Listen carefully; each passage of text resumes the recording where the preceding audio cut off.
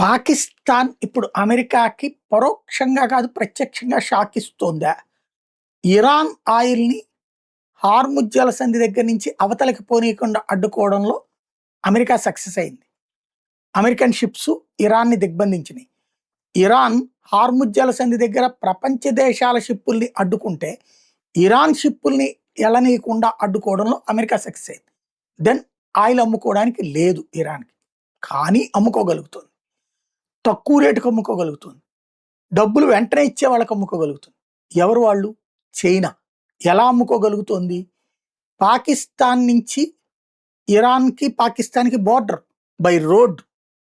అలా వచ్చిన దాన్ని ఇటు పక్కన త్రూ పాకిస్తాన్ వైపు నుంచి చైనాకి సప్లై అవుతున్నాయి. ఈ సిపెక్ రూట్ ఉంది కదా, వాటిట్లో నుంచి సప్లై అవుతోంది అన్నటువంటి తాజాగా అమెరికన్ మీడియా ప్రొజెక్ట్ చేసుకొస్తోంది.